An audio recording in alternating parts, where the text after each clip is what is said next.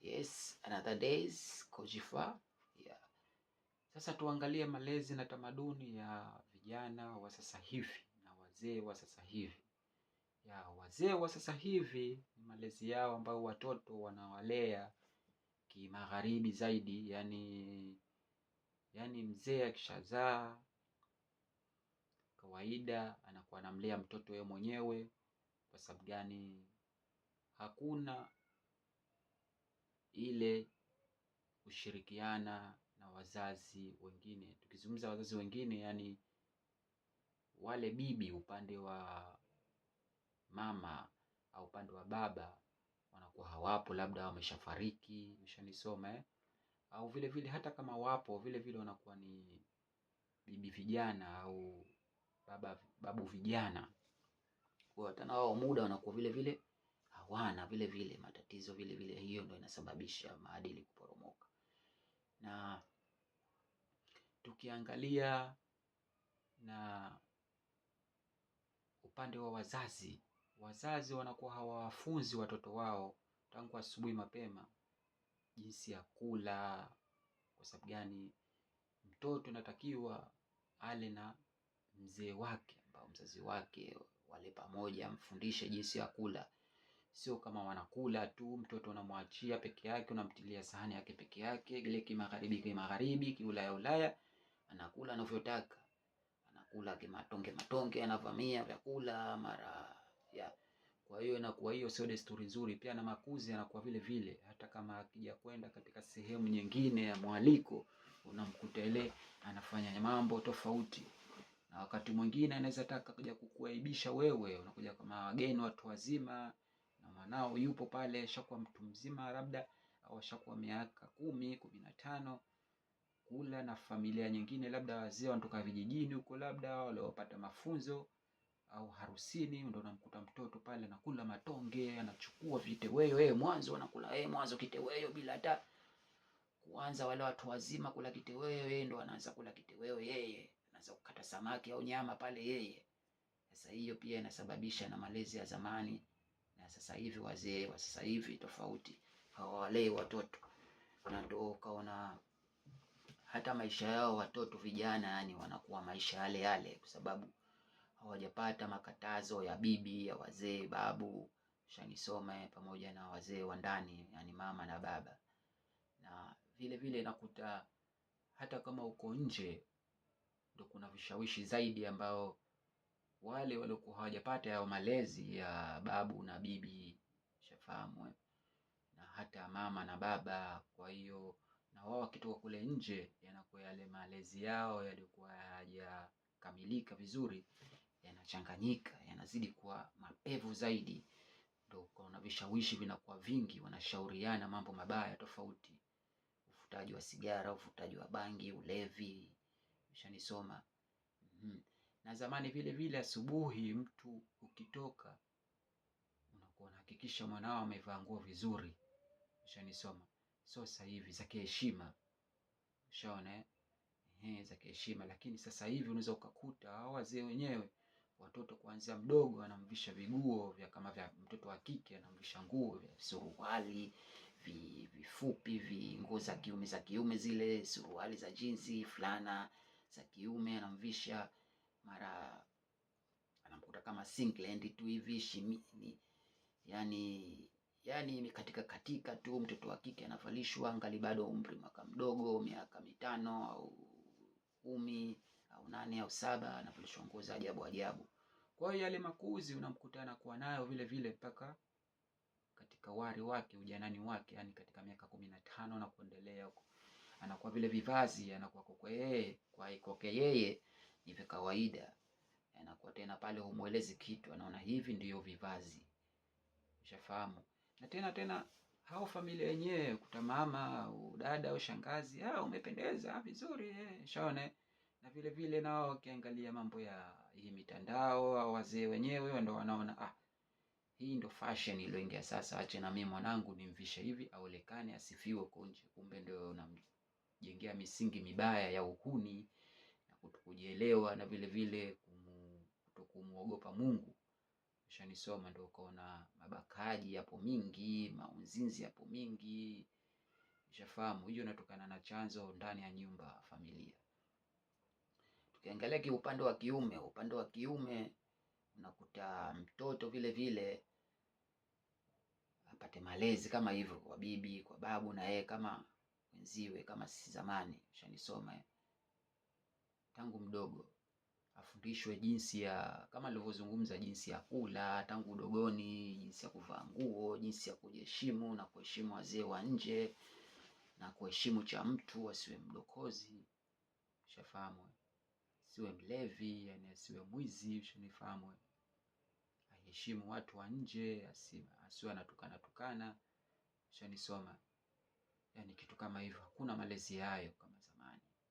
Kwa hiyo mtoto ukimwacha hivyo, akikuwa mwenyewe, hata baba kama huna muda wa kumchunga na kumlea na kumwambia maneno yale ya ukali, ya kumpa elimu ya matendo mazuri, aishi, achana na matendo mabaya, ushafahamu.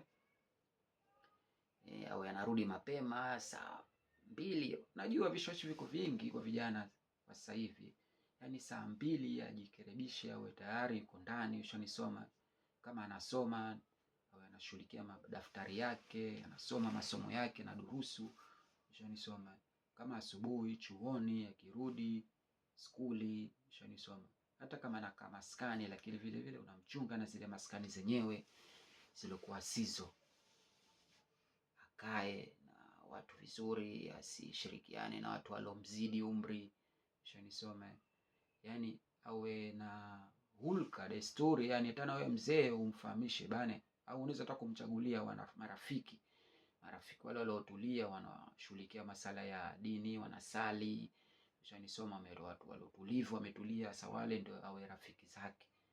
Kwa hiyo mtoto hivyo au kijana anaweza kuwa makuzi mazuri katika ujanani kwake mpaka utuzimani, mpaka uzeeni kwake, ushanisoma. Kwa sababu ukimwacha peke yake hivi tuaishi bila ya kumpa elimu hiyo ya maisha yake, inakuwa ndo changamoto, inakuwa ndo matatizo ya ondoki. Kwa hiyo ni utawakuta watoto ambao waliokosa, au vijana waliokosa malezi kama hayo. Kwa hiyo ndo utakuta ile mtu anaona kama sijatulia mimi ndio kama mpumbavu hivi. Yani ile kuishi ile kiutulivu, yani mtu akiheshima vile, unafanya ibada zako msikitini au kama kanisani, unaenda skuli, unashughulikia masomo, unashughulikia dini vile. Kwa sasa hivi vijana ukifanya hivyo unaonekana kama sio kijana wa sasa, yani wewe ni kama mzee, unaonekana mtu wa zamani, ushanisoma. Kwa hiyo nataka wewe uchangamke, ufanye matendo machafu, suruali umevaa tofauti, vifazi vyako tofauti, uvute sigara, uvute bangi, ushanisoma. Kwa hiyo wao ndo wanaona hiyo ndio ujana au ndo ujanja, ushanisoma. Lakini kumbe sio ujanja, kumbe ni maharibiko. Ndio utakuta mpaka baadaye wanakuwa watu wazima, wanazeeka bado na ulevi na uzinzi, na mwisho wake wanakufa katika maisha ambayo sio wanawataka Mungu, ushaona. Kwa hiyo hata jamii vile vile kwa wanaishi tafarani ambayo kama vijana sasa hivi wanaoishi, unakuwa huheshimiki wala husikilizwi. Watu watakuona mshikaji, babu la mtaa tu ile, ndio wataanza kukutuma hapo, kwa sababu hujiheshimu.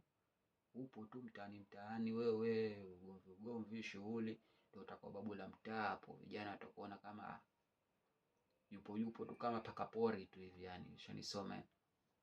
Lakini ukiwa na heshima, umetulia hivi, hata wale watu wa mtaani, watu wazima walokuzidi umri, watu wazima, ni wazee, watakuwa na kuheshimu.